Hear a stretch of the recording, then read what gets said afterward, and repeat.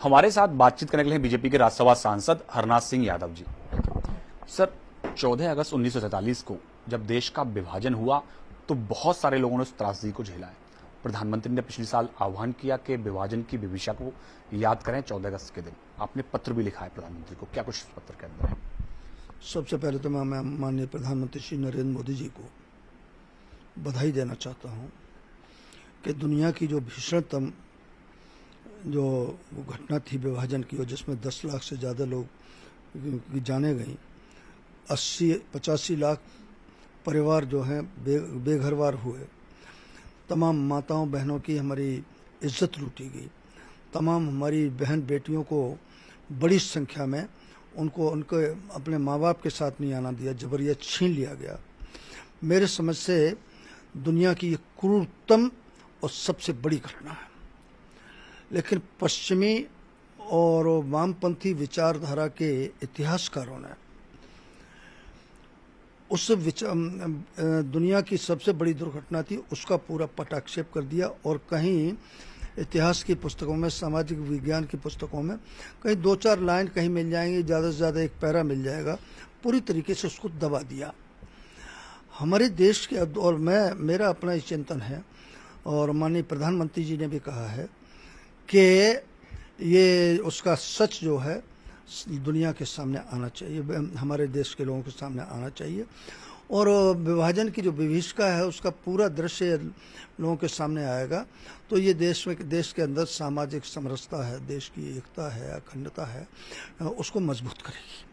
मैंने इसी दृष्टि से माननीय प्रधानमंत्री जी को पत्र लिखा कि अच्छे लोगों को पता नहीं है, बहुत विद्वान लोगों को पता नहीं कि आखिर जो देश का विभाजन हुआ उसके पीछे पृष्ठभूमि क्या थी, उसके लिए कौन जिम्मेदार था, क्या परिस्थितियां थी, उसमें क्या घटना चक्र हुआ, किस तरीके से लोगों के नरसंहार हुआ, अच्छे लोगों के पता नहीं। और ये मुझे तब एहसास हुआ जब मैं 14 अगस्त को मैंने देखा, जगह जगह गोष्ठियाँ हुई, तमाम सारी जगह हुई, तो जो गोष्ठियों में जाने वाले लोग थे, जो बताने वाले लोग थे, उनको ही पता नहीं है कि उस समय विभाजन के समय क्या क्या हुआ।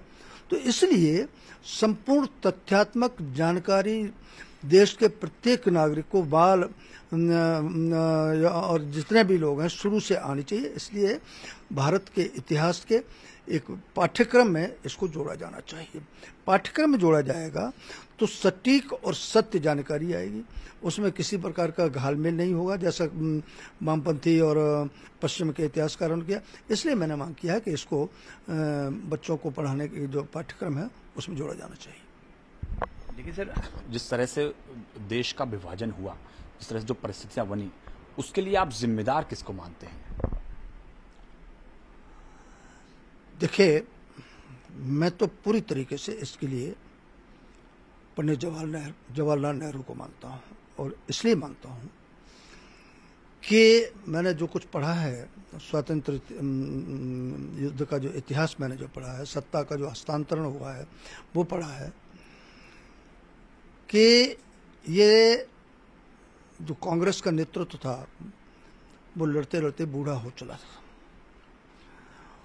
तो जब ये स्वतंत्रता आई और जब समय मुस्लिम लीग के लोग अलग से देश मांग कर रहे थे, गांधी जी तैयार नहीं थे। गांधी जी ने स्पष्ट तौर से ये कहा था कि देश का विभाजन होगा मेरी लाश के ऊपर।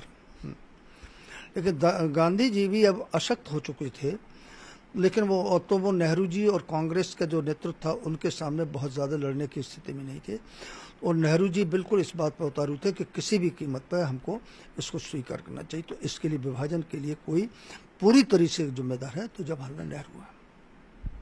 लेकिन सर, जिस तरह से प्रधानमंत्री ने विभाजन की विभीषिका को याद करने का आह्वान किया, तो कांग्रेस समेत तमाम जो विपक्षी दल हैं उनका आरोप यह है कि आप पुरानी बातों से सिर्फ समाज में जो वैमनस्यता है उसको आप फैलाना चाह रहे हैं, जो लगातार जो कहें तो अपीजमेंट की पॉलिटिक्स जो है वो आप करना चाह रहे हैं।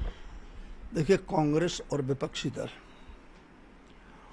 उनकी इस देश की जो पवित्र मिट्टी की जो सुगंध है उससे कुछ लेना देना नहीं है। देश जो है कैसे ताकतवर बनेगा, देश कैसे समृद्धि के रास्ते पे जाएगा, इससे कोई उनका मतलब नहीं। वो हर चीज में वो वोट गिनते हैं, वोट की राजनीति करते हैं, अल्पसंख्यक क्या सोचते हैं, अल्पसंख्यकों को भ्रमित करते हैं, उनको गुमराह करते हैं, देश को गुमराह करते हैं, केवल उनकी नीतियां। आप विगत 8 वर्षों का कार्यकाल उठा के देख लीजिए आदरणीय मोदी जी का, एक भी मुद्दा नहीं है जिस पर उनकी सकारात्मक कोई चिंतन आया हो विपक्ष का। यानी एक भी, चाहे गांव से जुड़ा हुआ हो, चाहे किसान से जुड़ा हो, चाहे मजदूर से जुड़ा हो, चाहे व्यापार से जुड़ा हुआ हो, चाहे शिक्षा से जुड़ा हुआ हो, जो भी हमने नीतियां बनाई उनका वो कदम कदम पर विरोध करते हैं।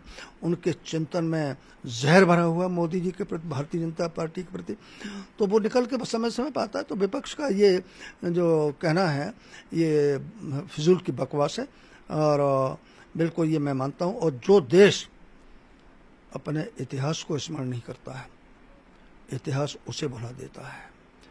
यानी इतिहास को आप भूल जाएंगे तो इतिहास आपको भूल जाएगा। इतिहास तो जानकारी में आना ही चाहिए।